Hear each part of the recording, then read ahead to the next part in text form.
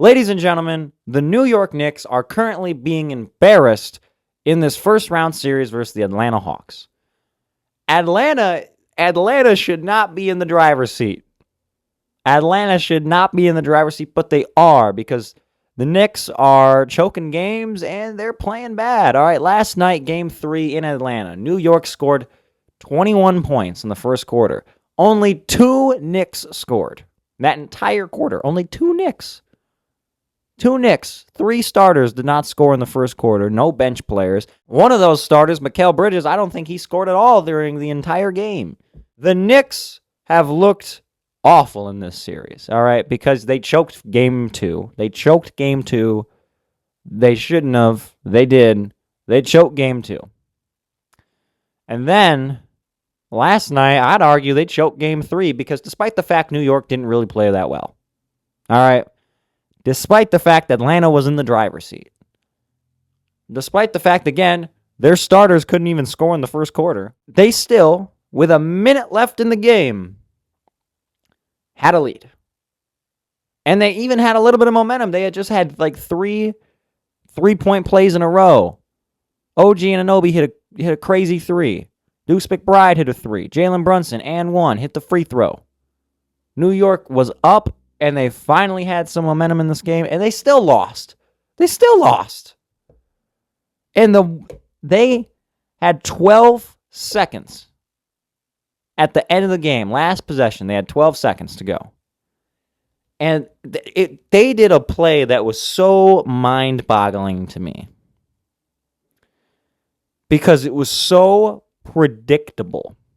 It was so predictable. They called a timeout, and they're sitting there in timeout, and I said, well, they're going to give the ball to Brunson, and if I know what Mike Brown and the New York Knicks are about to do, then so do the Atlanta Hawks. They always pull the same trick, and that is give Jalen Brunson the ball. And Jalen Brunson is one of the most clutch players in the NBA, no doubt about it. It's not a bad idea, inherently, to give Jalen Brunson the ball. All right? I mean, just think about last year's playoffs. Game winner in Game 6 against Detroit to send him home. Completely sauced Asar Thompson and hit a 3 to win. But it is a really bad idea when everyone in the world knows what you're about to do, and you still do it. Because, dude, they inbounded this ball to Brunson. Well, they didn't inbound it to him, but they tried to get it to him as fast as they could. And he gets doubled on the baseline. And every other Knick is just standing around because, well, let the game plans give Jalen the ball and watch him do something. Well, when Jalen can't do anything because he's on the baseline and he's trapped and he's picked up his dribble and everyone's just standing around thinking about nothing, guess what? You've lost the game, pal. And that's what they did. The Knicks lost this game. Dude, they could have done literally anything else and they might have won the game. They probably would have won the game. The Knicks could have pulled any other play, bro. They could have put Tyler Kolek in the dunker spot, right? And no one would have paid attention to him. And they would have won off that because everyone's focused on Jalen Brunson. Literally everyone. You could see it coming from 1,000 miles away. What the Knicks were going to do. And they did it. And it didn't work because it was predictable. And everyone knew what was going to happen. So now the Knicks are down 1-2 in this series versus Atlanta, who are the underdogs, who, you know, aren't on paper. You look at them. Are they as talented as New York on paper before this series? If you ask someone who's got the better team, New York or Atlanta, I think most people would say New York. They were just in the Eastern Conference Finals last year with maybe literally almost the exact same players. Their exact same starting 5, almost the entire same bench. But now we're looking at this game and we're looking at the series, I should say, and we're saying the Knicks do not have the better roster, at least as of right now. Now, they could flip the switch. They could turn it around, and it'd be all, they could win the series. But it doesn't look like they are at this point. Now, I still think they will, but it's not looking good for New York. Okay?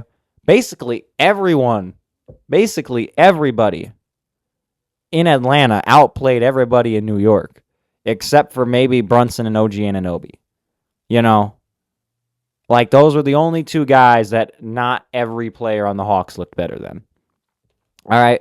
CJ McCollum's been hooping. Johnathan Kuminga, great in that game last night.